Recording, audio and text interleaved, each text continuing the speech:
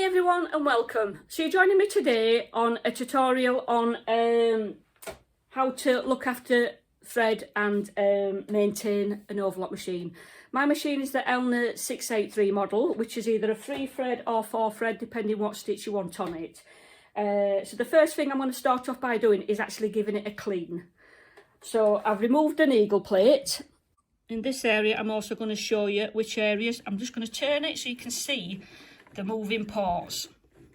Okay, so we've got here, this piston, behind there, I hope you can see this, right behind there.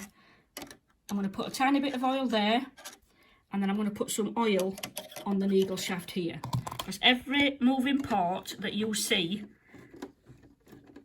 needs lubricating. And it's not going to be a lot of oil, it's just going to be a tiny bit of oil that I'm going to be putting on it. So the parts that we're going to be oiling in this area is going to be that hole, this hole, and this area here, because they are all moving parts. And then I'm going to put a tiny bit down there, a tiny bit down here, because there's moving parts here. And then under there, you'll see, I'm going to turn the wheel for you now so you can actually see all the moving parts. So anything that's moving, and here you can just see these move. They don't move very far, but they do move. So they still need some oil on. And then this hole here is for the screw. And there's a hole here that's for the screw. So we're not going to oil them because it's just in case of screwing the top on there. And that is the areas that need oiling under the needle plate. So when you're cleaning, you're going to need a brush, and literally you're going to get, I've unthreaded it completely because I'm going to show you how to thread it, aren't I? Also move your pot so you can get into the areas that you can't always get. Turn that again. I'm going to get in there, under there, and then in, and you can just see the fluff that's flicking out of that area. Getting that out. Okay, and then just give it a bit of a brush under that area, because you'd be surprised how much dust as well settles underneath that area there. Right, I'm going to get you in position now for threading up, but before I do, on top, okay, you've got your 4 little loops here that the cotton needs to come up and go through that, every single one of them. And then on the top here, you've got a little tension plate and a hook. So every one of them at this point on top, you're going to go through the hook and round the tension plate, right? Through the hook, round the tension plate, down into the tension plates here. And you've got to do the same process on all 4 cottons, okay? Okay, so we've seen how we've done the top. Every 4 cottons goes in the same sequence. So now we're coming to the big looper. So you're going through the first hook, through the second, and then we've got colour-coded dots on the hooks, so we know which one it's going in. So this is going to go into the green one here. So I've pulled that into there. 1, 2, 3. We've got a yellow and a green dot here, which is going to take both the threads for both loopers. So I'm just going to get this one. Finding it awkward to get under that, so I'm just going to thread it through. Let's see if I can get that under there. That one's come out as well, so I'm going to put 1, 2. So that's in both of those hooks. And then I'm going to go in this one now.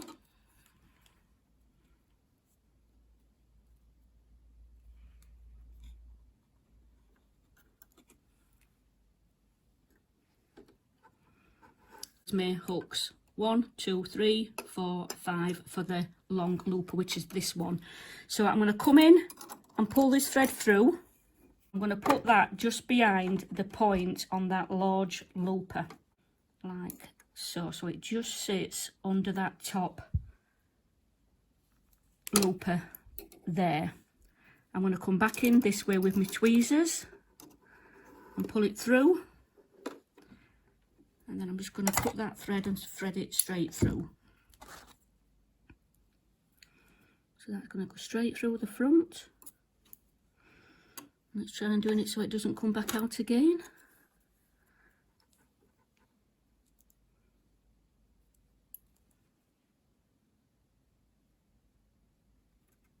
I'll grab that cotton there and pull it through. So that is the first loop of threaded, the big one.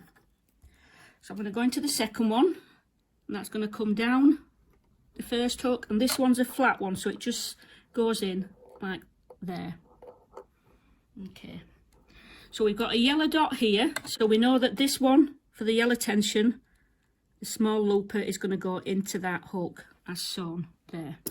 Get you out of the way because I'm done with you. It's then going to come across and go in the one that's got the green and the yellow dot. So let me just pull that up there. There.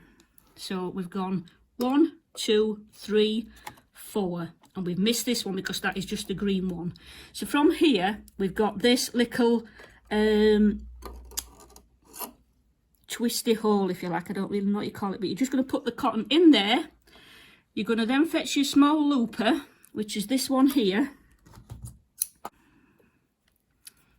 So we're going to get this cotton and we're going to thread it straight through the small looper from front to back. There it is. Grab it from the back, and that is your small looper threaded. Okay, so you got 1, 2, 3, 4, 5 looper. Okay, so that is your loopers done. From the needles, we're going to come down, go straight under this one, and there's a little groove just there. So we're going to come up under that, into that groove, and then we're going to go into this area here, and then on this bit here, you've got a long, like a hook there, that's going to come in and into that, and that is for the inside needle. So let me fetch the needle up. We've got a little hook above the needle that's come out of there, so let's get that back in, the long, and then we're going to go behind where this tension bit here. Just going to pull that slightly so I can get in. So this goes inside there for the inside needle. So let me just cut that cotton, and then I'm going to thread it from front to back.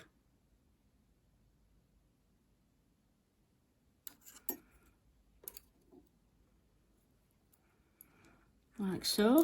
It goes under the end one, but it goes in the same loop there, just into there. There's a little hook there, which is for the outside needle, and then that is just going to go behind that hook.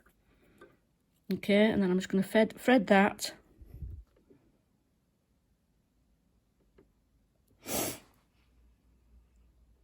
Like so. And then pull it back through. So that is the threading up of the machine. Now, what happens if this big looper snaps when you're sewing and you've got your foot plate on here? Well, what I'm going to do then is, I'm just going to cut it so I can do it here and show you what you do. So from after, I'm going to come after that last hook here. Okay, so let me just pull that through, get all these cottons out of the way, and then we're going to put the looper up. But then what you're going to see,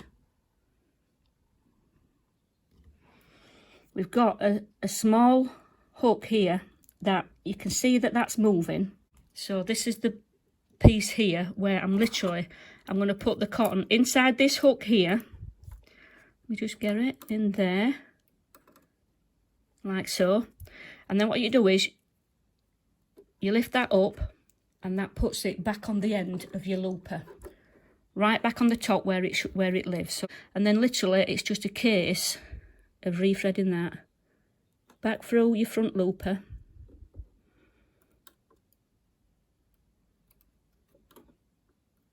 Go on, get in there, pull the cotton through. But what you have to bear in mind is when doing it this way, come on, get off, is at this point, because we've used this to re-thread it, this cotton here gets caught behind it. So what we need to do is you need to just fetch that cotton and make sure it's coming in front. So it's coming up in front here and not behind, because when it goes behind, it gets trapped and it'll snap again. And that's how you thread that without taking your needle plate off. So what I'm going to show you now then, I'm going to show you how to thread the machine without undoing it and actually threading it completely from the start. So when you're changing cottons, it's very easy to just change it without threading it up from start. So let's pretend that I'm just putting a new colour on. I'm putting the same colour on, but... So I'm going to thread it through, and I'm literally just going to tie it to the cotton. And when you're pulling a knot in it, make sure you're pulling the knot tight, so when you're pulling it through, it's not going to come undone. So give it a tug. Get the second one on. Tying it, giving it a tug. Third one. Tying it, giving it a tug.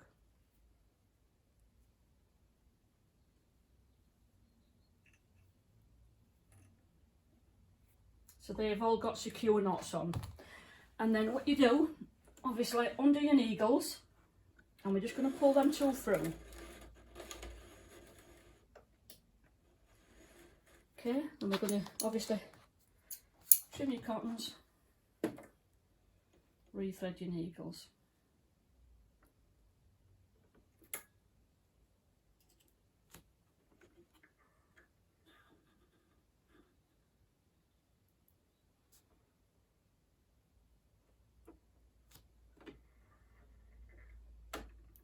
Behind there, and then your loopers, you're going to get your cottons and you're just going to start by pulling them through. Okay, so they're pulled through, they have come out of the tensions and the hooks, so I'm just going to put them back in, and then at this point I'm going to hold on to these and I'm going to pull the tensions at this point to make sure that they're all nice and tight in between the tension plate, because if you pull it through, and sometimes it can come loose here and you start sewing and it's not in the tensions correctly, you're not going to get a good stitch. So let me get rid of all these cottons. So that's easy peasy to rethread. Now, oiling it, I have showed you the places that I'm oiling it, so I'm literally going to give this a little bit of an oil now in the areas that I first pointed out to you. A little bit on that, a little bit on this here. I'm going to come in here, a little bit down there, a little bit down there, and on all the dots and areas that I pointed out to you. Now, changing your needles. The needles that this machine takes is actually EL times 705, and I've got 80s and 90s to use in this. So you can actually see the needles there, and they are industrial strength. Now I'll show you how to change the needle on it. You've got a long groove that goes in the front of the machine. Now sometimes when the inside needle has broke, it's not easy to get that in when the outside needle's in. So what I've started doing is I take both needles out and replace them both together. And you simply, I literally hold both needles with my thumb. So you've got two Allen screws there. So I'm just going to loosen that by turning it anti-clockwise. One's on top of the other, and then turning the other one anti-clockwise, and then the needles both drop out. And like I said, you've got a groove that your thumb nail can run in. That's the way that you have it to the front of the machine. So I'm going to get these and put them side by side.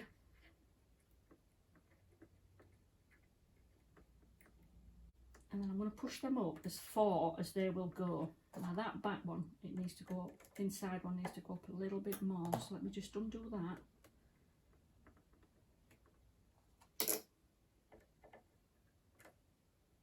Okay, so let me just tighten those both up.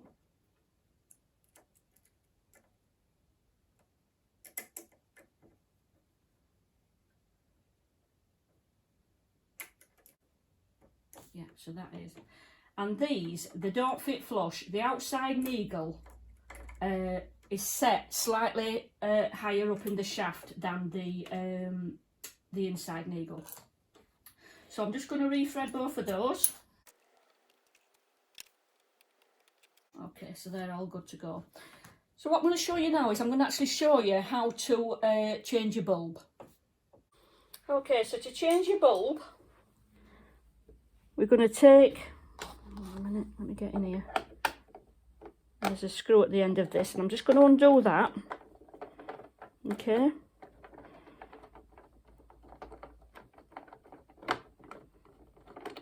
And we're just going to remove that plate. Now this here, what you can see, this lever here, that's what puts the pressure on your foot, right? So if you, that's the one that you need to alter if you need more pressure on it or less. And also there's actually a hole here that you can see just at the end of that screwdriver that needs oiling. So I'm just going to put a tiny little bit in there. So your bulb's here, and you just simply unscrew it, take it out and put a new one in. And this is the bulbs that I buy. The 15 watt, I did buy one from a sewing shop and I paid £4.50 for it. The following time when it went, I said to my husband, will you order me some machine bulbs online? And he actually got me. These are a pack of 10 for under £5. So your quid's in if you shop online with bulbs. So I'm going to put that back on with my screwdriver on the screw and then start screwing it back in. And there we have, that's nice, tight and secure again. So I'm just going to get a bit of fabric to try it and see what the stitch is like. Okay, so I'm going to re-put the needle plate back on.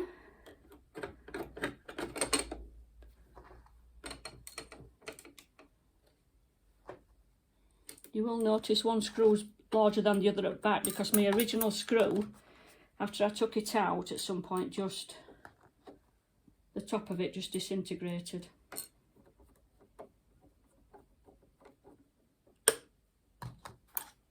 Okay, let me get that cotton side of the way.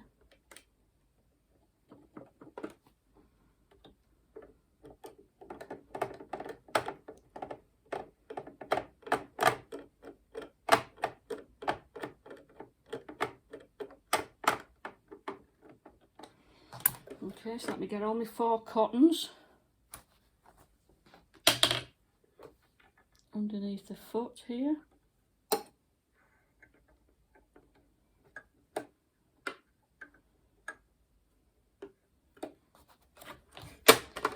Okay, so let me just get it plugged in. So I'm just going to put this underneath and let's just check how the stitch is.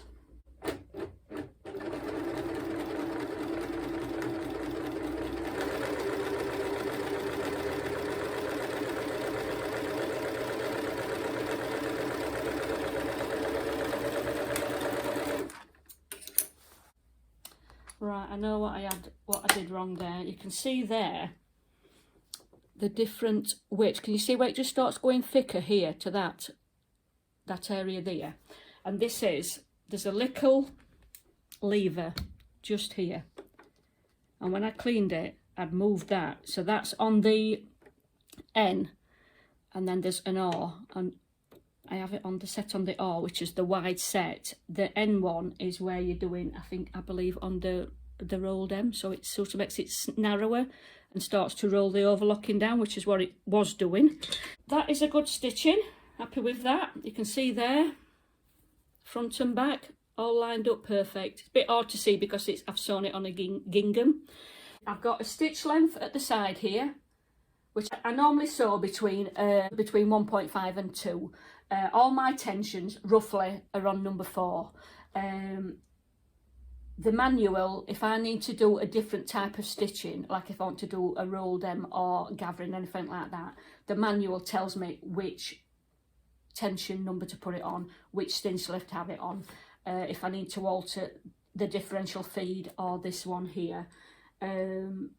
so your manual is your friend. So I want to point out at this point as well, this button here that's at side, can you see how it's pushing the cutter? So you just press that in, put the cutter down, release it, and then that just puts your cutting blade straight down. So when you're sewing, your cutting blade's not there.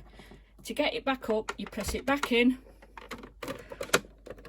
and then literally fetch it back up, and then let your button out, and then that will press in place, and then that's back to cutting your fabric off. So that basically is it. It's how to thread it, how to oil it, maintain it, how to change your needles. So I hope this video has helped you. So thanks for watching, guys. Take care and see you soon. Bye for now.